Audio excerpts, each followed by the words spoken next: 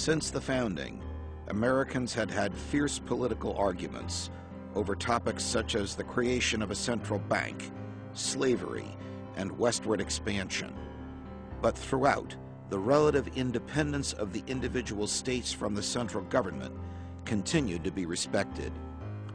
The Kentucky and Virginia resolutions, written anonymously by Jefferson and Madison, asserted the then commonly accepted right of the states to nullify federal laws that contradicted the Constitution on its face, such as the Alien and Sedition Acts, which suppressed speech critical of the federal government. The Civil War, usually described as a war over slavery, was really fought in part over the question of whether the southern states had the right to nullify anti-slavery laws and tariffs passed by the northern-dominated federal government. And therein lies a tension that would haunt the U.S. for another century and more. Freedom can obviously be suppressed by a central government, and freedom can sometimes be suppressed by individual states and defended by the federal government. But having the central government intervene to fix local affairs in the short term often erodes liberty in a more subtle way over the long term by setting a precedent that decreases the state's autonomy and imposes homogeneity. When all the states are subject to the same centralized code of laws, there is no easy way to escape bad laws by moving from one state to another. In the process of fighting the Civil War, Lincoln violently crushed the idea that the states were at liberty to participate or not to participate in the Union. He levied war against seceding states, though, ironically, levying war against any of the states is the one thing that the Constitution defines as treason in Article 3, Section 3.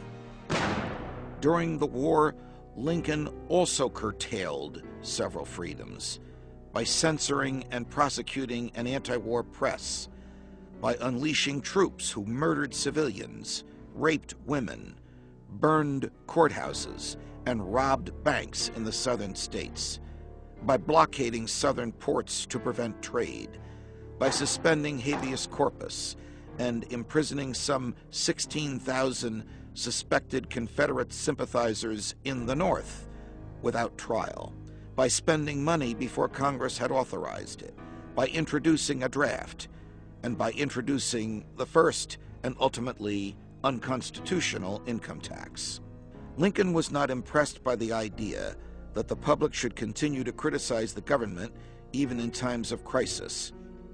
Would you heckle a tightrope walker in the midst of a delicate and dangerous performance? No, said Lincoln, quote, you would hold your breath as well as your tongue and keep your hands off until he was safe over. The government are carrying on immense weight. Untold treasures are in their hands. They are doing the very best they can. Don't badger them. Keep silence, and we'll get you safe across, unquote. He preferred safety over liberty. Does this sound familiar? But whether Lincoln liked it or not, the government had its critics. Resistance to the draft was so intense in New York City that rioting over the issue killed hundreds, but the draft would return during future wars, and the income tax would be reintroduced in a far more permanent fashion a half-century later by the so-called progressives, starting out quite modestly, but becoming a complex and pervasive tool for social control. The post-war South was subject to Reconstructionist state governments imposed by the North, with former Confederate officials forbidden to run for office or even to vote, and loyalty to the military occupiers required before one could even use the post office.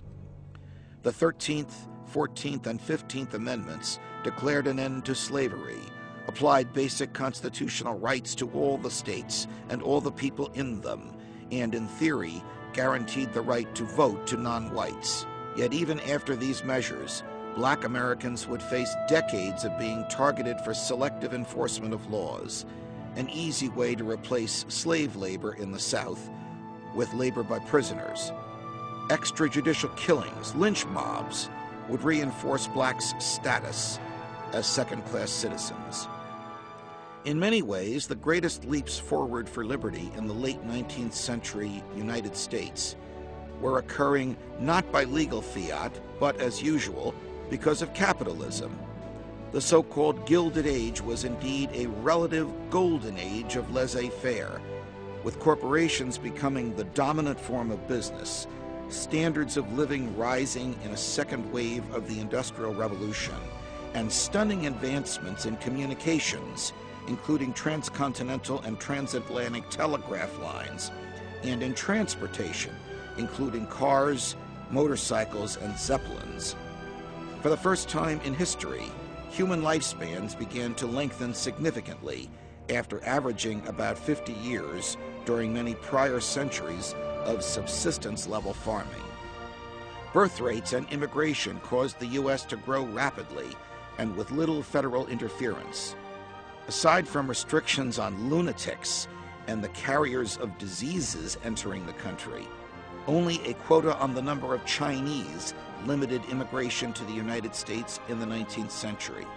Basically, you came here, you worked here, you stayed here. Pretty simple. Unlike today's presidents who believe in bailing out struggling businesses and providing welfare to corporations and to the poor, President Grover Cleveland did not even believe that the government should provide relief for struggling workers in terrible downturns, such as the Depression of 1893. Let the markets sort it out, as it soon did. Just as America was moving in the direction of laissez-faire capitalism, though, intellectuals and elites and organizations of farmers and populists who grew to hate Cleveland were beginning to look in the opposite direction. They wondered what might be achieved by more government planning, and whether bigger government might achieve wonders of coordination and planning as impressive as had the strides made by big business. Alas, things would not work out quite as they had hoped.